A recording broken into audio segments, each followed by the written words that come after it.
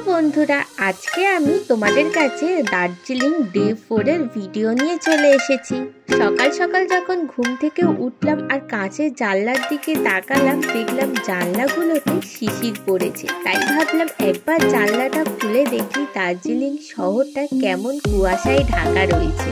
জানলা খোলার সাথে সাথেই দেখলাম আগের দিনের থেকে আজকে দার্জিলিংয়ের শহরটা পুরো কুয়াশায় ঢাকা রয়েছে। তারপরে একটু টুক করে ছাদে ঘুরে আসলাম। ঘুরে আসার পরে চটপট রেডি হয়ে নিলাম ফ্রেশ হয়ে ব্রেকফাস্ট করার জন্য। আর আজকে আমাদের ব্রেকফাস্টে কি ছিল বলো তো? আজকে আমাদের সকাল সকাল ব্রেকফাস্ট দিয়েছিল এগ টোস্ট। এগ টোস্ট খেয়ে চটপট রেডি হয়ে বেরিয়ে পড়লাম পরের ডেস্টিনেশনের জন্য। আর পরের ডেস্টিনেশন কোথায় কোথায় রয়েছে সেটা যদি জানতে হয়, পুরো ভিডিওটা কিন্তু তোমাদেরকে দেখতে হবে। আজকে আমাকে দেখে তোমরা নিশ্চয়ই বুঝতে পারছো যে দার্জিলিংয়ে খুবই ঠান্ডা পড়েছে। এরপরে আমরা এই ঠান্ডায় কাঁপতে কাঁপতে চলে গেলাম প্রথমে বাতাসিয়া লুপ।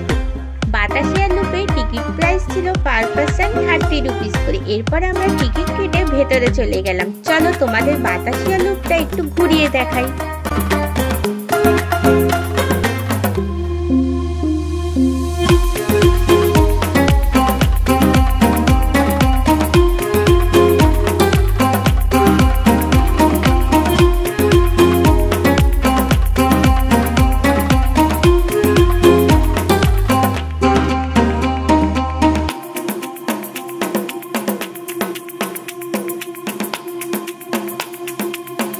এরপর আমরা বাতাসিয়া লুপ থেকে 150 রুপিস করে ড্রেস ভাড়া নিয়েছিলাম। ড্রেসটা পরে আমি একটু চারিদিকে ভিডিও করছিলাম।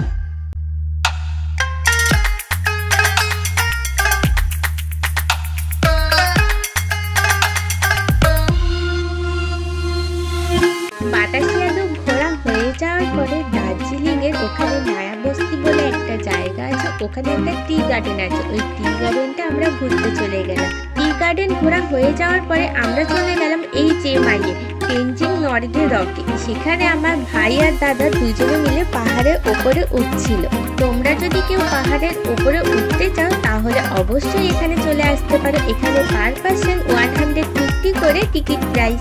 এই যে মাইয়ের এখানে একটা মার্কেটও বসে। এখানে অনেক সুন্দর সুন্দর খাবারও পাওয়া যায় আর অনেক সুন্দর সুন্দর জিনিসও পাওয়া যায়। চলো তোমাদেরকে এই মার্কেটটা ঘুরিয়ে দেখাই।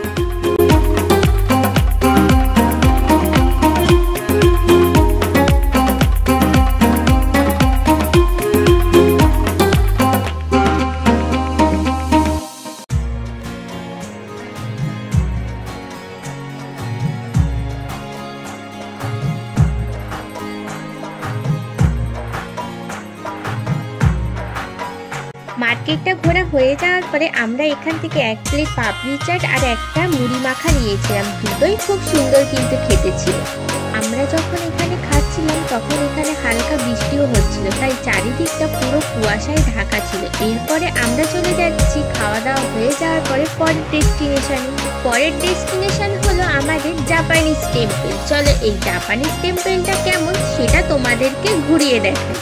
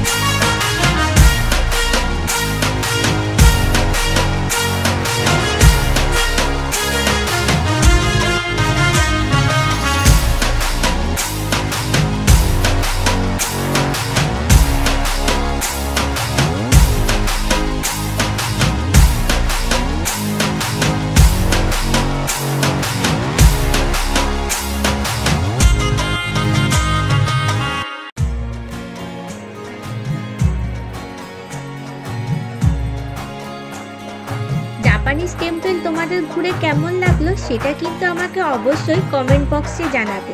জাপানিজ টেম্পল তো ঘোরা কমপ্লিট হলো, এরপরে আমরা আমাদের হোটেলে চলে আসলাম লাঞ্চের জন্য।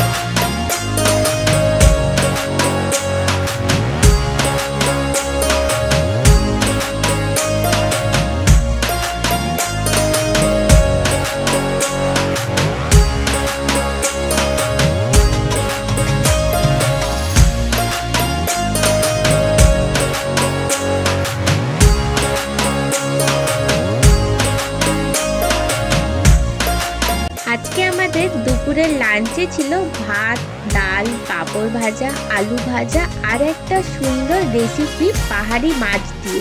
আর রেসিপিটার নাম হলো কোয়াশ, আর সাথে ছিল এগ কষা।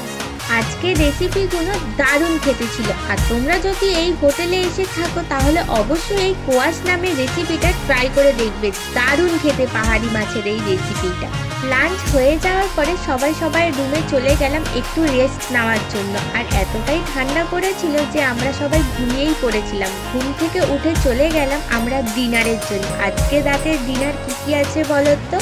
আজকে রাতে ডিনার ছিল mix fried rice, chilli chicken আর পাঁপড় ভাজা। আর চিলি চিকেনটা তো দারুণ খেতে হয়েছিল। একবার এই চিলি চিকেন খেলে বারবার খেতে ইচ্ছা হবে এই চিলি চিকেন। খাওয়া দাওয়া হয়ে যাওয়ার পরে আমরা সবাই রুমে চলে গেলাম। আজকে আর সন্ধেবেলায় কোথাও বেরাইনি, কারণ খুব ঠান্ডা পড়েছিল সেই জন্য। আজকের যদি এই ডে 4-এর ব্লগটা তোমাদের ভালো লেগে থাকে অবশ্যই লাইক, শেয়ার আর সাবস্ক্রাইব করতে একদমই ভুলবে না। টাটা বন্ধুরা।